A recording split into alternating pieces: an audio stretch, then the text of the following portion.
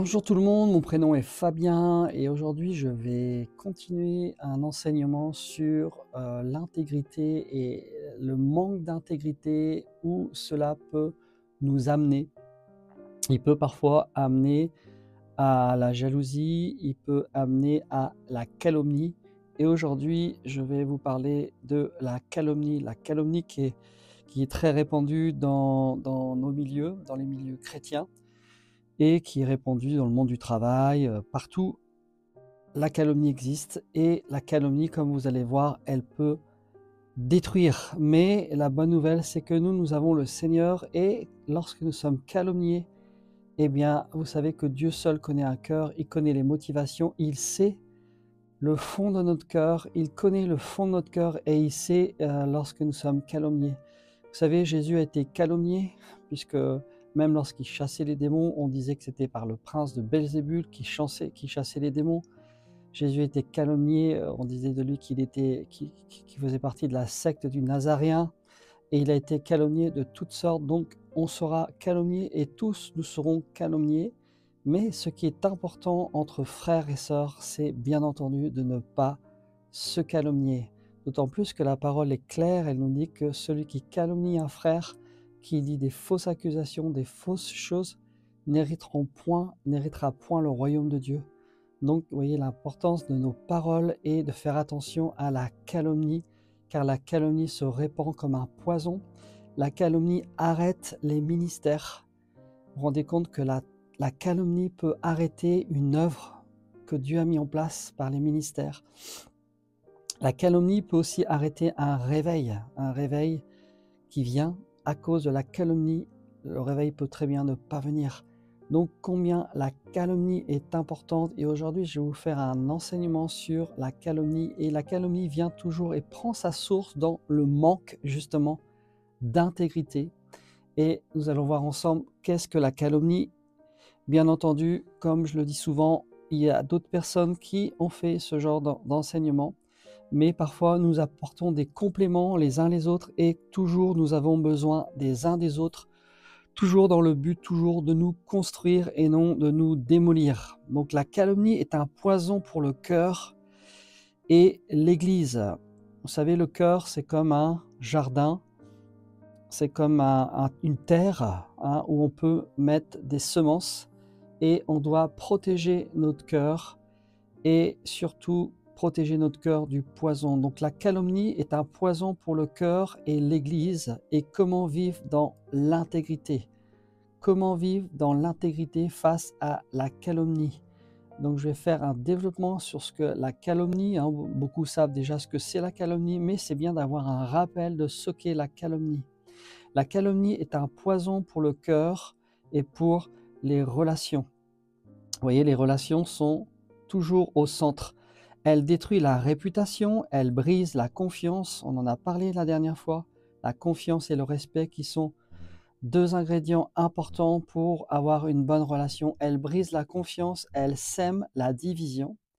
Mais comme je vous l'ai dit, il y a toujours une bonne nouvelle avec le Seigneur, c'est que Dieu nous appelle tous à marcher dans l'intégrité et à répandre la bénédiction plutôt que le mal. Même face à des paroles injustes, nous pouvons garder un cœur pur et fort. Ça, c'est une très bonne nouvelle. Vous savez, souvent, on peut calomnier des personnes, surtout lorsqu'on a été blessé. Si on a été blessé par une personne, lorsque la personne n'est pas guérie, lorsqu'il y a personne, il y a encore, même elle dit j'ai pardonné, mais des fois il y a encore de l'amertume ou il y a encore des choses dans le cœur, on peut très vite calomnier. Par exemple, je peux vous donner un exemple qui est arrivé. Je connaissais un frère, il avait travaillé dans le sein d'une équipe, et comment dire, un jour, pour X raison, il a décidé de se séparer avec la personne, ils sont partis. Et peu de temps après, ce frère a eu une invitation, et il a accepté cette invitation et il a commencé à enseigner dans un endroit. Et ensuite, il a appris par l'orateur qui l'a invité que eh bien, la personne avec qui il s'était séparé avait appelé en le calomniant et en disant des fausses accusations et des fausses choses. Vous voyez comment la calomnie peut se répandre même en appelant certains orateurs et on peut faire très attention et on doit faire très attention parce que vous pouvez arrêter un ministère que Dieu met en place par la calomnie. Et comme je le dis et je le répète, les calomniateurs n'hériteront point le royaume de Dieu. Et nous devons tous faire attention à la calomnie. Et lorsque je dis cela, je dis ça de moi-même, moi aussi. Et lorsque j'enseigne aussi pour moi-même. Nous devons arrêter toutes les calomnies. Tout ce qui ne construit pas le royaume de Dieu, nous devons l'éloigner de nous et nous devons aspirer, comme dit la Bible, à tout ce qui est bon, à tout ce qui est juste, à ce qui est digne de louange, que toutes ces choses soient, ces sentiments soient l'objet de nos pensées. Donc vous voyez comment c'est important d'orienter toujours nos pensées vers des bonnes choses. Après, il y a des personnes qui sont facilement calomniées pour X raisons. Il y en a à cause de la jalousie de leur ministère pour le Seigneur, toutes sortes de choses. Et ça peut répandre des calomnies dans le monde du travail, il y a des calomnies aussi, et partout, dans le monde politique, il y a de la calomnie, et en fait, tout ça, c'est toujours la même chose, c'est lié toujours au cœur de l'homme. Le cœur de l'homme est méchant par-dessus tout, et on doit toujours veiller à ce que notre cœur ne soit pas calomnieux envers les serviteurs, envers les servantes, envers nos frères, envers nos sœurs, envers même des personnes de notre famille.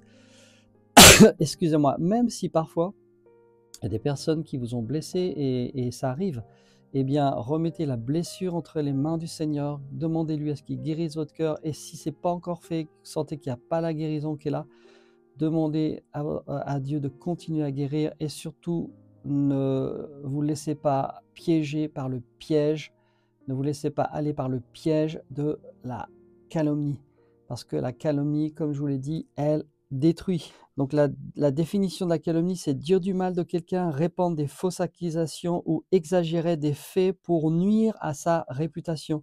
Donc vous voyez que le but, c'est de nuire à la réputation de la personne. Le synonyme de la calomnie, j'en ai cherché, c'est la diffamation, la médisance, le dénigrement, les ragots. On peut voir aussi que cela prend la racine, les racines bibliques. Dans Hébreu, il est dit que ce sont des paroles destructrices. On appelle ça le letsanut pour ceux qui font de l'hébreu. Et pour le grec aussi, ça s'appelle la diabolé, donc qui est de la diffamation. D'où le mot diabolé, diffamation. Donc on voit bien que l'origine de ce mot est même de la diffamation et diabolé, donc évidemment du diable. La racine de la calomnie, c'est évidemment le manque d'intégrité. La calomnie naît souvent du manque d'intégrité.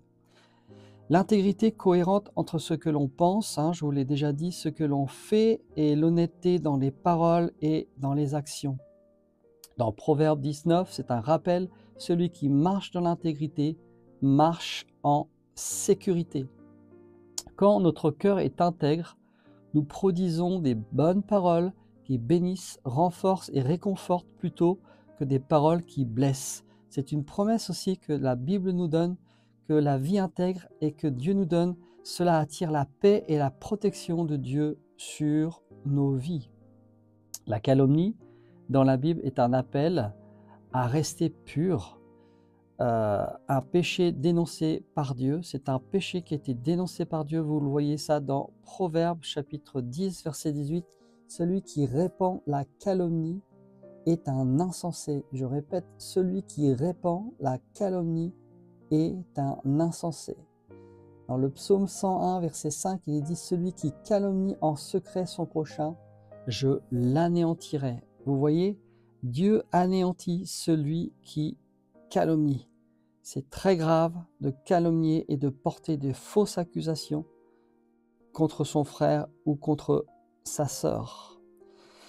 La calomnie, c'est un instrument que le diable utilise puisque lui-même, il est l'accusateur des frères. Il nous accuse jour et nuit. Il nous accuse jour et nuit, mais le Seigneur est celui qui nous défend toujours. Vous avez dans la parole de Dieu aussi, dans Nombre 12, 1, 10, Marie et Aaron qui critiquent Moïse. Et le résultat, c'est que Marie, elle a été frappée de lèpre. Vous voyez comment la calomnie peut amener et attirer un jugement sur votre propre vie. Jérémie, confronté à des faux témoins et mensonges aussi, a été calomnié. Évidemment, Jésus accusé à tort, puisqu'ils l'ont même crucifié. Vous retrouvez ça dans Jean chapitre 4 et verset 48. Toutes ces histoires de calomnie biblique dont je viens de vous parler ont leur origine dans le fait que les personnes n'ont pas d'intégrité dans leur cœur. Et ces histoires nous montrent que Dieu voit tout et qu'il défend la justice. Même lorsque nous sommes calomniés, il reste notre refuge. Je répète, hein, il y a des personnes qui vont calomnier dans le but de détruire ou d'anéantir même le ministère d'une personne. Et c'est très grave de faire ce genre de choses. Et Dieu met un jugement sur ces personnes. Parce que même si vous avez été blessé, profondément blessé même, ou même si on a des choses horribles sur vous, sachez que Dieu est notre justice et c'est lui qui justifie. Et c'est dur parce que parfois on a envie de se justifier, mais c'est pas juste. Pourquoi on a dit des choses comme ça sur moi? Pourquoi on m'a sali à ce point? Mais c'est Dieu qui justifie. Et croyez-moi, quand Dieu justifie, c'est toujours lui qui a la meilleure méthode pour le faire. C'est toujours lui qui a la meilleure méthode pour le faire. Les effets de la calomnie sur la victime, hein, ça donne la blessure du cœur, ça humilie, ça isole la personne. Mais Dieu promet de rétablir la vérité et de guérir le cœur. Dans Psaume 34, verset 18, Dieu promet toujours de rétablir la vérité et de guérir les cœurs. Sur celui qui calomnie, il peut y avoir la honte, le jugement et la sur celui qui a été calomnié, il peut y avoir bien entendu la honte, le jugement sur lui et la perte de crédibilité, bien entendu. Sur la communauté, cela crée de la division, cela crée de la tristesse et ça attriste bien entendu notre précieux Saint-Esprit. Mais en marchant dans l'intégrité et l'amour, nous devons devenir des agents de réconciliation et des agents de paix. Ça, c'est important de chercher la paix comme la Bible nous enseigne. Rechercher la paix, même avec une personne avec qui vous n'êtes plus d'accord, même vous êtes séparés pour X raisons. Recherchez tant que vous pouvez, parce qu'il y a des personnes, ils peuvent très bien ne pas vouloir vous parler ou X raisons, mais vous recherchez la paix et c'est ce à quoi le Seigneur nous appelle, à vivre en paix avec tous. C'est très important pour les relations, de vivre en paix les uns avec les autres. Comment réagir face à la calomnie? Eh bien, le Seigneur, comme je viens de vous le dire, nous invite à marcher dans l'humilité et de dire, eh bien Seigneur, je remets ces choses-là qui sont dites sur moi, je remets ça entre tes mains et ça regarde le frère ou la sœur qui a calomnié, moi, je le bénis. Personnellement, ça m'est arrivé qu'on avait dit des choses sur moi et ça m'est arrivé à mes oreilles et évidemment, quand vous entendez ça, ça fait mal. Mais après, j'ai dit après tout, je bénis la personne et puis c'est pas moi qui juge, c'est Dieu qui juge les cœurs et c'est lui qui sait. Vous voyez, on peut tellement faire de mal à des frères et à des sœurs et tous, nous avons été calomniés et tous, nous devons faire attention, surtout quand on a été une personne blessée, de ne pas calomnier. Ne parlez pas avec vos blessures et calomniez. Ne faites surtout pas ça, parce que Dieu a le remède de pouvoir guérir vraiment notre cœur et de pouvoir assainir toutes ces racines qui ont été détruites par la calomnie. Et lui-même, il peut venir mettre un baume d'amour dans vos cœurs et il peut vous permettre d'aller encore plus loin dans votre relation avec lui et vivre tout simplement ce que Jésus a vécu. Il a vécu la calomnie au point même où il a été crucifié injustement, il a été jusqu'à la croix. Donc on peut tout simplement ne pas répondre à la calomnie par la chair, comme je viens de vous l'expliquer dans 1 Pierre 2, 23. Hein. On peut tous réagir par la chair, soit en appelant des personnes, en disant du mal des personnes, à des orateurs, où il ne faut pas faire attention à cette personne, etc. Et malheureusement, ça arrive plus qu'on ne le croit. Et les personnes, en fait, ils réagissent avec de la vengeance dans le cœur. Et on voit bien, même des serviteurs de Dieu, hein, des serviteurs qui exercent depuis beaucoup de temps. J'ai déjà entendu des histoires comme ça où la réaction elle était puérile. C'était une réaction de bébé. On peut être blessé, mais franchement, appeler quelqu'un par téléphone pour détruire la réputation, ou dire des fausses choses, des fausses accusations, ou mettre en garde, ou créer des doutes. Vous voyez comment c'est fait, quoi. Et en fait, on voit que même un ministère qui a ça dans le cœur, bah vous vous dites, mais en fait, il n'a rien compris. Il réagit encore alors qu'il a peut-être 30, 40 années de ministère, ou 20, ou je ne sais combien d'années. Il réagit encore comme ça. Et là, on voit que le cœur n'est pas encore guéri et que le cœur se laisse facilement blessé par les accusations. C'est pour ça que c'est important de garder notre cœur et de fermer notre cœur à toutes sortes de calomnies. J'avais entendu une fois une sœur aussi qui avait été calomniée sur les réseaux sociaux. C'était horrible tout ce qu'on a pu dire sur elle. Eh bien, vous savez, le but, le comment faire dans ce genre de choses, je pense qu'il ne faut même pas lire, parce qu'en fait, vous rentrez dans des choses qui sont tellement immondes, et malheureusement, le cœur de l'homme est méchant par-dessus tout. Le cœur de l'homme est vraiment méchant, et cela arrive malheureusement dans nos milieux, dans les milieux chrétiens. Donc je répète, ne pas répondre par la chair, et comme je vous l'ai dit, hein, par la chair, par la vengeance, ou par toutes sortes de choses. Et ça, évidemment, on a tous, comme on dit, on n'est pas encore crucifié pleinement, et notre ego a besoin d'être remis tous les jours à la croix, afin que Jésus grandisse et que nous puissions diminuer. Et ça prend du temps. C'est pour ça que Dieu aime lorsqu'on a un cœur qui est brisé. On peut être brisé même par la calomnie. Et vous savez, si vous avez été calomnié, Dieu peut même utiliser la calomnie pour briser votre cœur et mettre son cœur à lui. Et des fois, ce n'est pas toujours la bonne méthode, ce n'est pas toujours une méthode, mais avec le Seigneur, il y a toujours la grâce qui est là pour nous relever, et surtout, non pas pour nous juger, mais pour nous aider à grandir et à aimer de plus en plus notre Seigneur Jésus-Christ. Aspirer à devenir meilleur avec le Saint-Esprit qui est en nous. Car sans le Saint-Esprit qui est en nous, on ne peut pas faire par nous-mêmes ce que lui est capable de faire. C'est lui, si on ouvre notre cœur, qui fait les choses, et il change notre cœur. Donc s'entourer de la vérité, c'est important aussi, de continuer à marcher dans l'intégrité, malgré qu'on a pu dire des choses sur vous. Continuez à marcher dans l'intégrité, entourez-vous de la vérité qui est la parole de Dieu. Et puis vous verrez à quel point Dieu peut faire une transformation dans l'épreuve, comme je viens de vous le dire. Et ça peut même être après un témoignage de bénédiction. Vous avez aussi la manière de prévenir la calomnie dans nos vies. Hein, c'est de semer justement la vie, semer des bonnes paroles.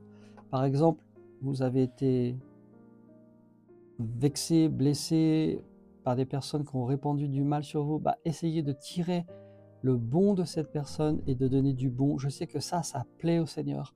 Vous savez, une fois, ça m'est arrivé de vivre quelque chose de très très difficile, où j'étais humilié publiquement, vraiment publiquement.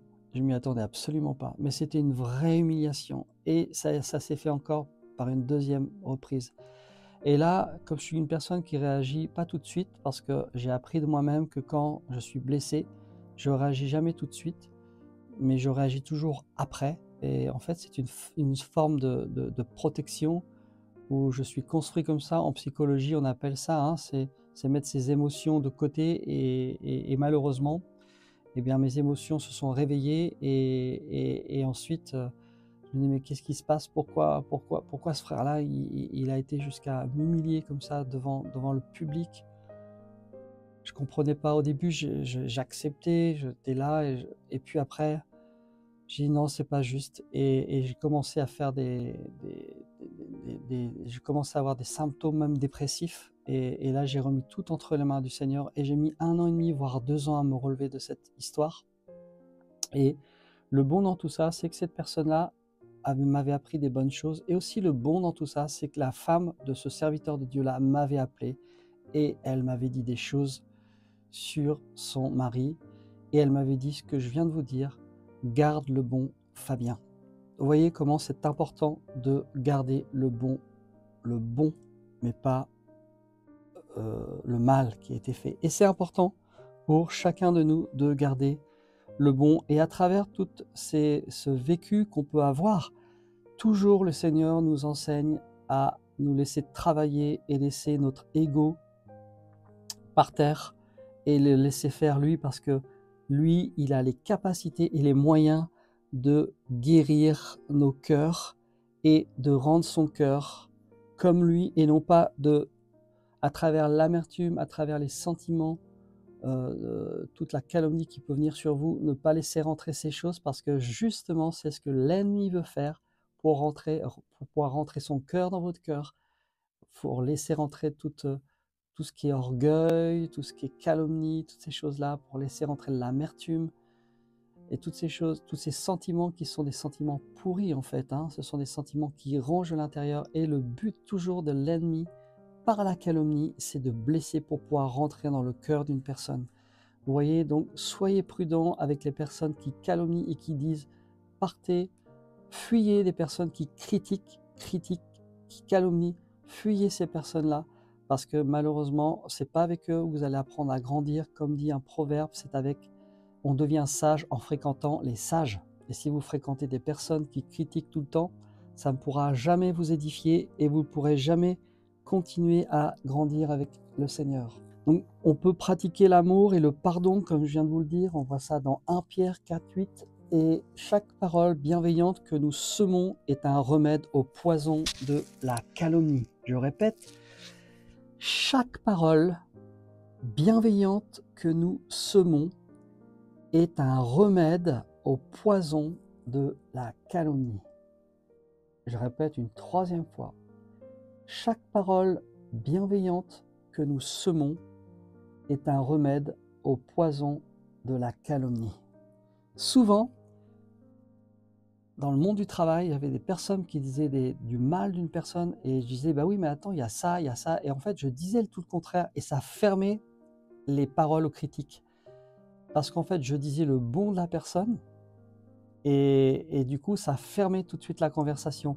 Et bien, c'est ce que la Bible nous enseigne, de voir toujours le bon d'une personne et si ce n'est pas encore fait, bon là, c'était des personnes inconverties, mais vous voyez des fois comment on peut fermer une conversation aux critiques, tout simplement en disant le bon que vous avez vu dans cette personne.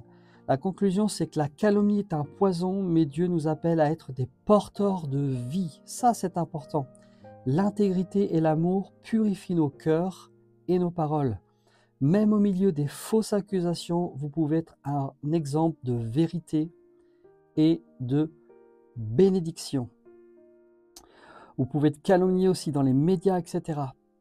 Et là, je vais terminer surtout ceux qui sont exposés dans les médias, parce qu'il y a des personnes qui veulent être à tout prix dans les médias. Et vous savez, quand vous êtes dans les médias, vous savez, les journalistes, bons comme mauvais, ils vont des fois aller chercher des choses peut-être qui n'existent pas. Vous savez, il y a même des personnes qui ont été tellement abîmées par les journalistes à cause des fausses rumeurs, à cause des calomnies. Bon, ça, c'est le monde. Et le monde ne connaît pas Dieu. On peut rien dire par rapport à ça. Mais nous sommes des frères et sœurs et nous avons la responsabilité de nos paroles. J'ai la responsabilité de mes paroles, de tout ce que je peux dire sur telle personne. Et nous sommes responsables de tout ce qu'on peut dire avec notre bouche. Une fois aussi, j'avais un exemple à vous donner. J'avais entendu un frère dans une colère. Il avait maudit un autre frère. Waouh, maudit avec sa propre bouche. Et il avait même annoncé, il avait même annoncé sa mort. Il disait que s'il continuait à dire des choses, il y a la mort qui était au bout, etc. Et là, ça m'avait choqué et plus tard, j'ai été voir ce frère et je lui ai dit: «Tu sais, il faut que je prie pour toi parce que malheureusement ce frère-là, il a mis des paroles de malédiction sur toi». Et lui-même a été surpris et puis j'ai prié pour lui et on a enlevé toutes ces paroles de malédiction qui avaient été dites pour lui. Vous voyez, ça, ce sont de la bienveillance. On peut être bienveillant entre nous, entre frères et sœurs. Après, Dieu bénisse celui qui le fait, celui qui l'a dit. C'est Dieu qui sait et lui seul sait les cœurs et ce que l'on peut dire et ce que l'on peut dire et ce que l'on peut pas dire. Dieu connaît vraiment un cœur et lui seul peut juger le cœur. Peut-être ce frère-là, il a dit ça sur le coup de la colère. Mais vous voyez comment, lorsqu'on est même blessé, on peut dire des choses méchantes sur d'autres personnes, ou même juger leur propre vie, la vie privée des personnes par exemple. On ne peut pas faire ça, on ne peut pas continuer à faire ça. On ne peut pas, dans le corps de Christ, nous ingérer dans la vie personnelle des personnes. Sauf si on vous y autorise avec confiance, ou vous pouvez prier les uns pour les autres. Là, c'est différent. Mais je reviens donc sur la calomnie. Et même si vous entendez des personnes calomnier, eh bien, des fois la calomnie va au-delà même de la calomnie, c'est même des paroles de mort et des malédictions qu'on peut mettre sur des personnes. Et là, c'est grave, ça veut dire que la personne, ce qu'elle dit, c'est quand même grave, c'est très grave. Pourquoi? Parce que la Bible nous appelle à donner des paroles de vie et des paroles qui construisent et non des paroles de malédiction. Même au milieu des fausses accusations, vous pouvez être un exemple de vérité et de bénédiction. Et le remède à toutes les calomnies, justement, c'est de proclamer des paroles de vie et des bonnes choses autour de nous. Je vais terminer par comment dire, ce témoignage que j'ai lu et qui m'avait fortifié et qui nous appelle tous à marcher dans l'intégrité, à protéger nos paroles, à protéger tout ce qu'on peut dire, à faire attention à ce qu'on peut entendre, nous éloigner de ceux qui critiquent, qui jugent, ceux qui calomnient. Et le Seigneur nous amène tous à nous bénir les uns les autres. Bénissez ceux qui vous entourent et laissez Dieu défendre votre réputation. C'est lui qui défendra votre réputation. Il n'y en a qu'un seul qui peut vraiment vous défendre, c'est Dieu lui-même. Vous savez, quand vous-même vous essayez de vous justifier, des fois ça empire les choses plutôt qu'autre chose. Je vais vous donner l'exemple pour terminer d'une femme qui a été calomniée. Cette femme s'appelait Malala, c'était une jeune militante pakistanaise pour l'éducation des filles qui a été victime, pour l'éducation des filles en général et de ces filles, a été victime de calomnies et de diffamation par des extrémistes qui voulaient la réduire au silence. On l'a accusée de défendre des idées étrangères à sa culture ou de provoquer les autorités. Elle a été calomniée par les médias. La calomnie, les médias et certains groupes la diffamaient, répandant des fausses informations sur elle pour intimider sa famille. Vous voyez comment c'est important de faire attention à tout ce qu'on peut dire. Donc je répète, Malala ne s'est pas laissée abattre par les accusations. Elle a ensuite parlé avec courage et conviction pour la vérité et l'éducation. Elle a utilisé la calomnie comme motivation pour persévérer dans sa mission. Le résultat, c'est que Malala a survécu à une attaque violente et est devenue une figure mondiale de défense pour les droits humains. Elle a reçu le prix Nobel de la paix et continue aujourd'hui à inspirer des millions de personnes.